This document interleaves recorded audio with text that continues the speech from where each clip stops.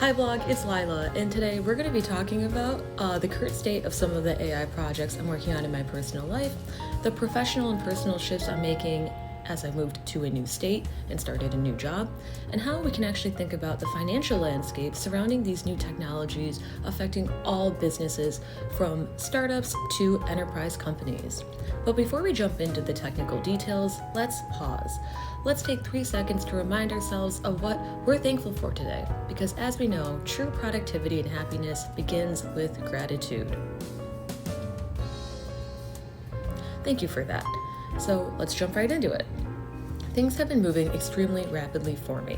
I've officially started a new role as a consultant at Amplytco, focusing mainly on Power Apps and Power Platform, helping out with business, strategy, operations, and learning a lot about lean management, which has been an incredible new challenge that is making me think in a lot of different unique ways.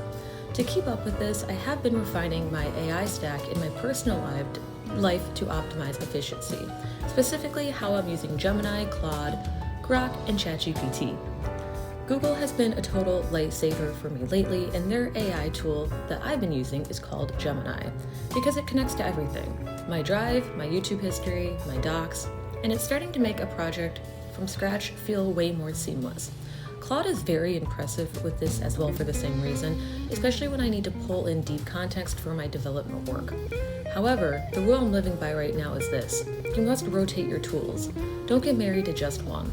I've really been liking Grok for specific deep dives into certain research in certain topics, but I'm also keeping a close eye on the benchmarks.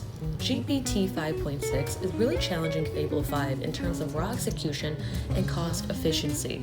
It's been a fast-moving game, so if you keep copies of your work, make sure you're uploading them to different places and different AI tools so everything is being trained, and worst case scenario, if some of your data gets deleted, it is somewhere else. As much as I love Claude Code, all of my information is already in the Google Workspace area, and it is sometimes a pain in the butt to move projects over. However, it's something that I need to get better at. It's also important to recognize the financial side of this.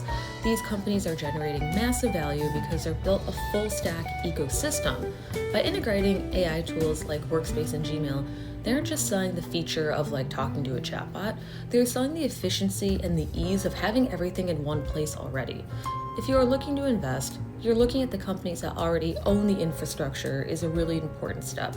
So, for example, the cloud, the chips, the models, and then who's providing, like, let's say, energy to those companies, right? Because without energy, your computer isn't going to work. And that really is the backbone of the next generation of ideas. I love listening to CNBC every morning in Bloomberg Markets. They actually have a podcast in San Francisco, and one day I hope to watch it live. And they're really talking about how the average consumer, like B2C, is now using AI as more than just a chatbot, because that was the general use case, right? Now people are learning that it can dive very deep into the bones of whatever you're doing, whether you are a line cook or you're an executive at a business. So, since at my current job we are a total Microsoft 365 shop, I'm genuinely excited to see where the enterprise level of AI goes and what I'm able to do.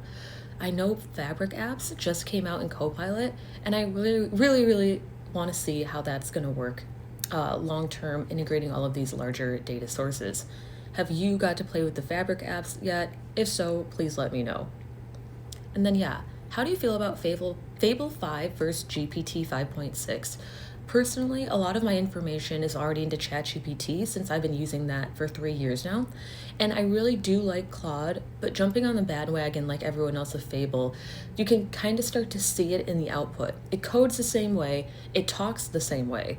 And personally, a little antidote, I've been meeting a lot of business tech creative influencers, and if you really start to listen to their scripts, you can tell what AI tool they're literally using because of the verbiage.